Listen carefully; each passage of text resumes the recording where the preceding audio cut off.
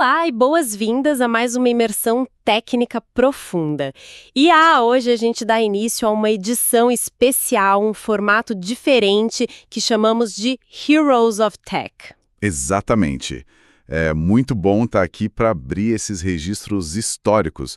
É um mergulho em uma das maiores superações de engenharia de todos os tempos, né? Com certeza. A nossa missão hoje é dissecar a arquitetura monumental e as restrições brutais de hardware do projeto de programação da missão Apollo. E tudo isso centralizado em uma figura lendária que é a Margaret Hamilton, junto com o Apollo Guidance Computer, O famoso AGC. o AGC.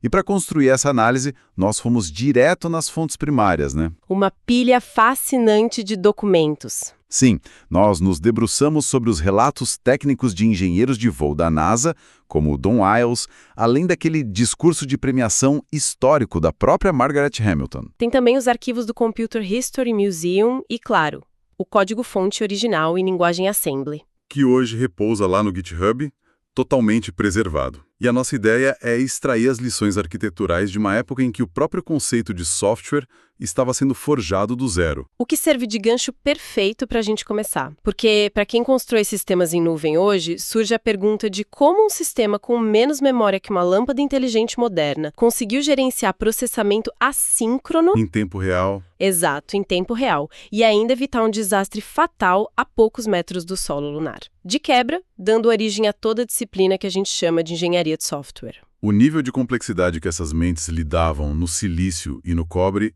é absurdo. E a dinâmica da nossa conversa vai ser bem essa. Eu vou puxar os detalhes mais profundos da arquitetura de baixo nível do hardware. E eu entro em seguida fazendo aquela ponte, traduzindo como essa complexidade lá de trás molda a forma como construímos microserviços e sistemas de alta performance hoje. Então, o ponto de partida obrigatório tem que ser o hardware, o AGC. As restrições eram extremas, né? O nível de limitação física beira o inacreditável para os padrões atuais. Para começar, o processador operava uma frequência de apenas 2.048 MHz. O que hoje não roda nem um script simples no navegador. Nem chega perto.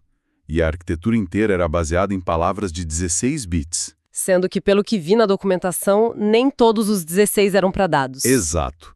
15 bits eram dedicados a dados e 1 bit era exclusivamente para paridade. Ter um bit de paridade embutido na arquitetura base já demonstrava uma paranoia estrutural com a integridade da informação. São de dados no espaço profundo seria literalmente fatal. Além disso, o AGC utilizava cerca de 4.100 circuitos integrados. E todos compostos por um único tipo de porta lógica, certo? Isso, a porta NOR. Eles desenharam um computador inteiro usando apenas uma operação lógica básica, para maximizar a confiabilidade e, claro, economizar espaço físico. Traduzindo isso para nossa realidade de desenvolvimento, o interessante de usar só portas NOR é que você simplifica a arquitetura ao máximo. Para quem cria infraestrutura hoje, a lição é manter a stack o mais homogênea e simples possível, para reduzir a superfície de falha. É a redução da complexidade no nível do hardware. E aí chegamos no maior gargalo, que era a memória. Lidar com essa restrição muda completamente a forma de escrever código. Sem dúvida. Havia apenas 2.000 palavras de memória RAM, o que eles chamavam de memória apagável, e 36.000 palavras de memória ROM, que era a memória fixa. E o formato dessa ROM é um espetáculo à parte na história da computação. A famosa Core Rope Memory, ou memória de corda magnética. Os programas não eram gravados em discos. Fios de cobre eram literalmente tecidos à mão. Uma agulha passando fio por dentro de um pequeno anel magnético de ferrite para representar o bit 1. E passando o fio por fora do anel para representar o bit 0. Pensar nessa materialidade do código é muito transformador para quem constrói software hoje. A gente instancia gigabytes de RAM com uma linha de comando. Lá, o software era físico, pesado, tangível. Esse processo manual até rendeu aquele apelido curioso de Little Old Lady Memory, porque eles contratavam operárias da indústria têxtil, acostumadas com teares de precisão, para costurar os programas. O impacto prático disso é que não existia o conceito de desperdiçar um byte sequer.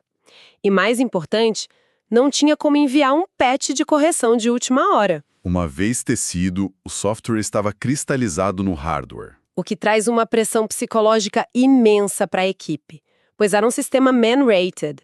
Vidas humanas dependiam de que não houvesse nenhum vazamento de memória. O código tinha que rodar perfeito na primeira tentativa. Exatamente.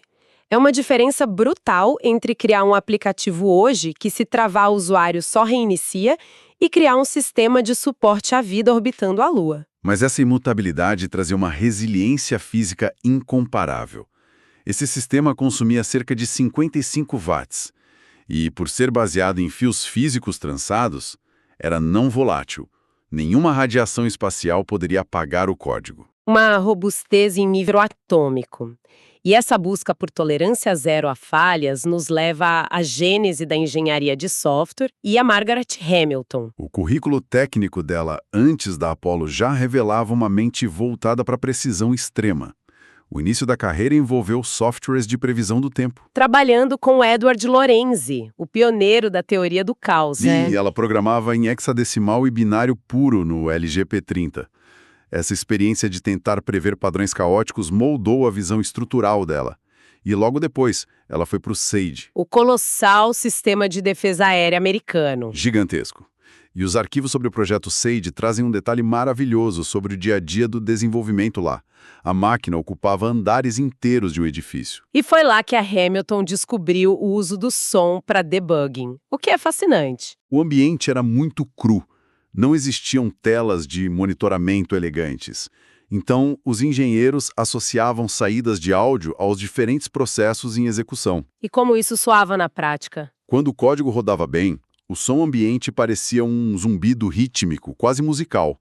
Mas se um processo entrasse em loop infinito, a máquina disparava sons caóticos. Como sirenes de ataque aéreo? Exato. Ou buzinas de navio na neblina que ecoavam por todo o galpão. Imagina a cena. Hoje, se um pipeline quebra, sobe uma notificação silenciosa no painel.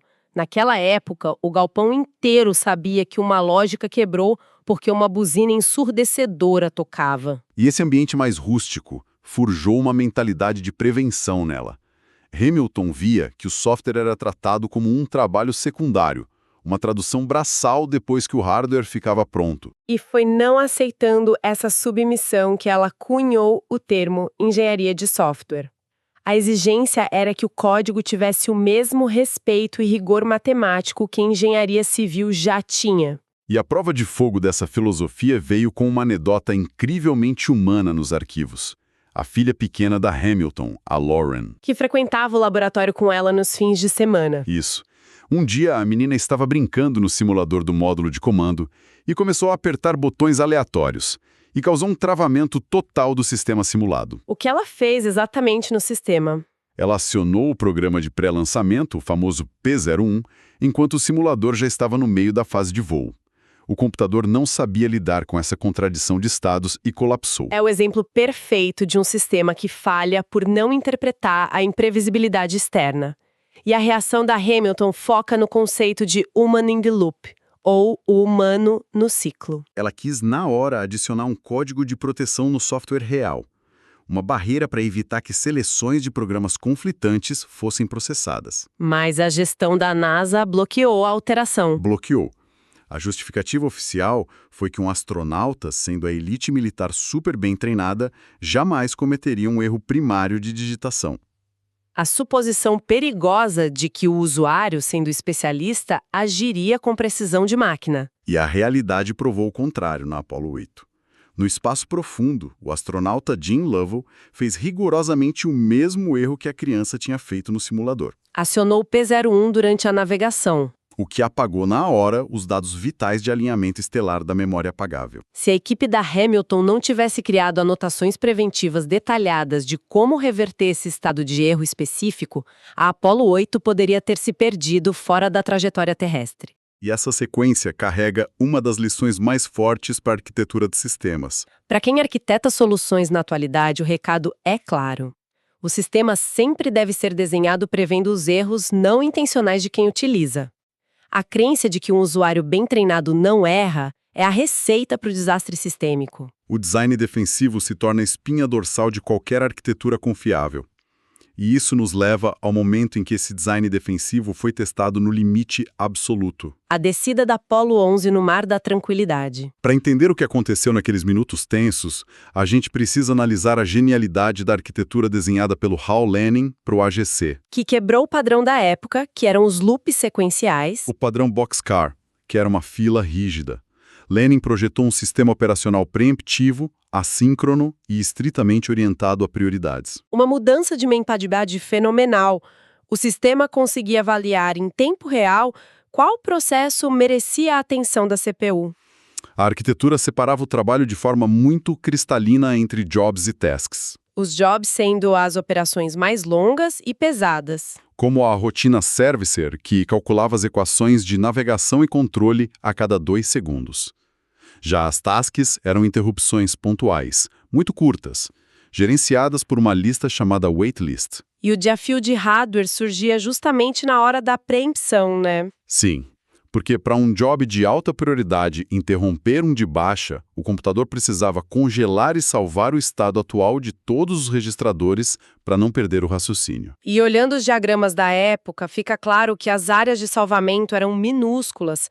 Havia apenas 12 blocos de registradores, os core sets. E um número limitado de VAC areas, que eram acumuladores de vetores para a matemática complexa. O sistema tinha um teto estrito. Se o limite máximo de core sets ou VAC areas lotasse simultaneamente, o computador perderia a capacidade de agendar qualquer novo trabalho. E foi esse limite estrutural que sofreu o ataque durante a descida para a Lua. O processador deveria operar com cerca de 85% de carga, deixando 15% de margem para imprevistos. Mas um erro sutil de hardware no radar de encontro se manifestou. O Rendezvous Radar, que ficava ligado para precaução caso precisassem abortar a descida. Qual foi a incompatibilidade elétrica invisível ali? Os transformadores desse radar eram alimentados por uma fonte de 800 Hz diferente da referência principal de tempo do computador. As duas operavam na mesma frequência, mas estavam fora de fase. E uma diferença de fase em sinais analógicos conectados a um sistema digital gera ruído puro. O AGC interpretou essa diferença de fase como se a antena do radar estivesse vibrando violentamente. E para cada movimento fantasma detectado, a interface cometia um roubo de ciclo, forçando o processador a pausar por uma fração de milissegundo só para atualizar os contadores do radar. A falha elétrica gerou absurdos 6.400 roubos de ciclo por segundo. A sobrecarga devorou cerca de 13% da capacidade total da CPU. A margem de segurança evaporou na hora, e a carga subiu para quase 100%. O processador estava afogado em milhares de interrupções inúteis. E aí veio a gota d'água com o Buzz Aldrin. Buscando monitorar a altitude exata, ele digitou o comando 1668 no teclado, exigindo que o AGC calculasse a diferença de altitude na tela. E esse cálculo demandava cerca de 10% extras de carga de processamento. A carga estourou a barreira dos 5%. Todos os 12 core sets ocupados. Todas as VAC areas lotadas. E foi nesse milissegundo que dispararam os temidos alarmes 1201 e 1202. Tanto na cabine da espaçonave, quanto lá no controle da missão em Houston. O sistema estava avisando que não conseguia mais processar a realidade. Mas o que mais me chama atenção nos registros históricos não é o erro em si. É a resposta ao erro. Exatamente a resposta. Em soluções mal arquitetadas até hoje, uma sobrecarga dessas resultaria em um congelamento imediato, uma tela azul. A clássica falha catastrófica. Mas o AGC não paralisou. Ele executou com frieza o mecanismo de Kill and Recompute que a equipe da Hamilton ensinou. A lógica de Snapshot Rollback Restarts entrou em ação. Quando os registros esgotaram, o sistema abortou as tarefas em andamento, limpou a memória de agendamento corrompida e reiniciou instantaneamente a partir do último ponto seguro. O agendamento preemptivo começou a degolar implacavelmente tudo que não era vital para a sobrevivência da tripulação. E ouvindo essa descrição, a conexão com padrões modernos é muito gritante. É essencialmente a mesma lógica da degradação graciosa que vemos hoje em arquiteturas de nuvem. O Graceful Degradation. Isso. Quando a banda oscila num streaming de vídeo, a plataforma não derruba o app. Ela reduz a resolução, desativa painéis secundários, mas mantém o vídeo rodando. A arquitetura da Apollo fez exatamente isso, operando com uma fração ínfima de memória. Uma alta disponibilidade impecável. O sistema cortou a atualização dos painéis luminosos, cortou os dados do radar defeituoso e focou 100% da capacidade no que importava. Leu os sensores inerciais e calcular o empuxo dos foguetes para impedir que a nave colidisse com o solo. A arquitetura engoliu a sobrecarga e manteve o voo estabilizado. Operando no limiar do impossível. E a narrativa dessa missão tem mais uma camada técnica impressionante sobre o código do Don Wales, referente ao acelerador do motor de descida. Ah, o famoso dilema do lag do motor. Isso expõe uma faceta contraintuitiva de misturar software e hardware pesado. O motor tinha um lag inerente entre receber o comando eletrônico e alterar de fato o nível de empuxo. As medições físicas indicavam que esse atraso era de exatos 0,3 segundos. O software precisava antecipar esse intervalo nas equações para não acelerar no momento errado. E ao codificar a compensação, Wales tomou uma decisão inusitada de inserir um atraso de apenas 0,2 segundos no código, ignorando a física real do motor. Um observador externo diria que isso foi uma falha humana, um erro de conversão que não causou desastre por sorte. Mas as simulações conduzidas depois pelo Alan Klump revelaram que não era sorte nenhuma. Foi uma ironia monumental da engenharia de controle. O que aconteceria se o código tivesse os 0,3 segundos matematicamente perfeitos? O filtro de controle teria ficado terrivelmente instável. O sistema começaria a caçar a posição correta freneticamente, supercompensando as mínimas oscilações do radar. O empuxo oscilaria de forma violenta do máximo ao mínimo. E o combustível teria acabado quase na mesma hora, forçando um aborto a instantes de tocar no solo. O valor imperfeito, na verdade, serviu como um amortecedor. Salvou o sistema do próprio excesso de precisão. E essa colisão entre teoria perfeita e realidade caótica moldou a Margaret Hamilton permanentemente depois da Apollo. Analisando os registros de todo o projeto, a equipe delas chegou a uma métrica alarmante. 75% de todos os erros de codificação não eram cálculos isolados errados, eram conflitos de interface. Variáveis sobrepondo espaços de memória, processos desrespeitando o tempo de chamadas, falhas de comunicação entre os módulos. Uma constatação que alterou os fundamentos do desenvolvimento. Ela rejeitou aquela premissa de escrever o código primeiro e depois gastar horas testando para achar erros. Depois do fato, né? Ela enxergou que os testes não garantem a ausência de erros, só provam que alguns foram encontrados. E aí desenvolveu a teoria DBTF. O Development Before the Fact, junto com a linguagem USL. A ruptura conceitual aqui é imensa. A ideia não é testar até achar a falha, mas projetar um modelo onde a falha lógica seja incapaz de ser compilada. A arquitetura precisa possuir regras tão invioláveis que os conflitos sequer consigam ser expressos no modelo inicial. A prevenção substitui a caça aos bugs. Traduzindo isso para a nossa cultura veloz de hoje, é o mesmo princípio de adotar tipagem forte e linguagens modernas que impedem vazamento de memória já em tempo de compilação. O impacto dessas práticas transcendeu a corrida espacial. A engenharia de software deixou de ser digitação mecânica e virou uma ciência de sobrevivência. O legado daquela década sustenta o que usamos hoje.